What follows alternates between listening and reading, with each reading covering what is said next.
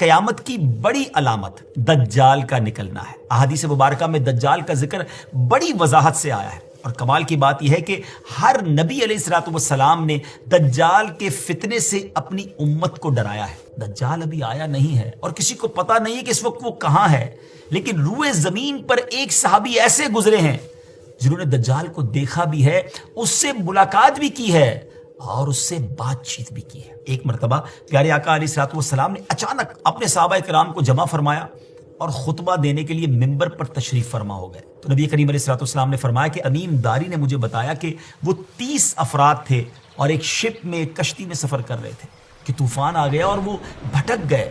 تقریباً مہینہ بھر وہ سمندر میں گھومتے رہے اور ایک دن سورج غروب ہونے کے وقت ایک نامعلوم آئلینڈ پر پہنچے۔ انہیں وہاں سیاہ رنگ کی مخلوق نظر آئی جس کے جسم پر بال بہت زیادہ تھے۔ انہوں نے اس سے پوچھا کہ تم کون ہو؟ اس نے کہا میں جاسوس ہوں۔ تو کہا کہ ہمیں اپنے بارے میں کچھ بتاؤ۔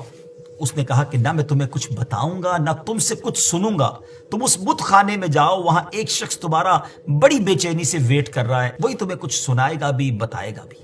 پھر وہ سب اندر چلے گئے۔ وہاں ایک شخص سختی کے ساتھ زنجیروں میں جکڑا ہوا تھا۔ اس نے پوچھا کہ تم لوگ کون ہو اور کہاں سے آئے ہو؟ جواب دیا کہ شام سے آئے ہیں۔ اس نے پوچھا کہ عرب کا کیا حال ہے؟ اور ایک شخص وہاں پیدا ہونا تھا، اس کا کیا حال ہے؟ یعنی نبی پاک علیہ الصلوۃ والسلام کے بارے میں پوچھا۔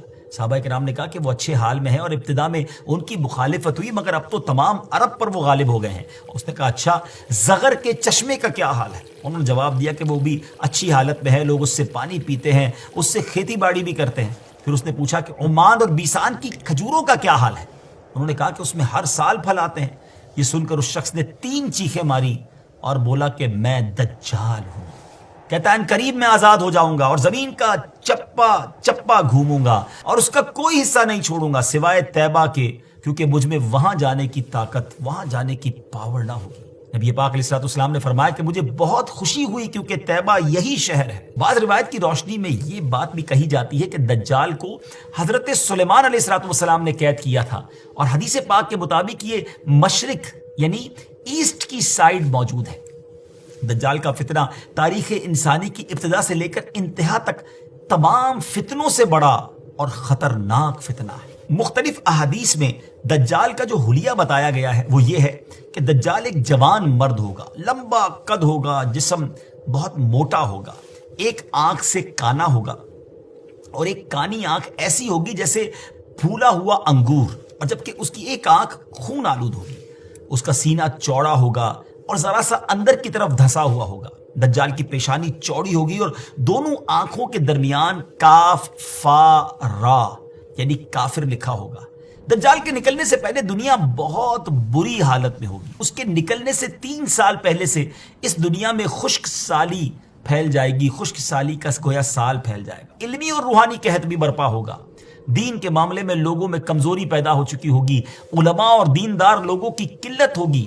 تب دجال ایسٹ کی سائڈ سے اصبہان یا خراسان نامی شہر سے نکلے گا اور زمین پر 40 دن رہے گا، جن میں سے ایک دن 1 سال کے برابر ہوگا، اور ایک دن 1 ماہ کے برابر، اور اگلا دن 1 ہفتے کے برابر، جبکہ باقی دن سال کے عام دنوں کی طرح ہوں گے۔ اس مدت میں دجال اپنے گدھے پر سوار ہو کر ساری دنیا کا چکر لگائے گا۔ دجال کے ان فتنوں کی وجہ سے اہل ایمان سخت پریشان اور تنگی کے عالم میں بھاگ کر دخان نامی ایک پہاڑ میں پناہ لیے ہوئے ہوں گے، لیکن دجال ان کا پیچھا کر کے پہاڑ کا گھیرا کرے گا۔ تب اللہ پاک حضرت سیدنا عیسیٰ علیہ نبینا علیہ الصلوۃ والسلام کو نازل فرمائے گا۔ جب حضرت عیسیٰ علیہ الصلوۃ والسلام اس دنیا میں آ جائیں گے تو ان کو دیکھتے ہی دجال ایسے گھلے گا، میلٹ ہوگا، جیسے پانی میں نمک گھلتا ہے، میلٹ ہوتا ہے۔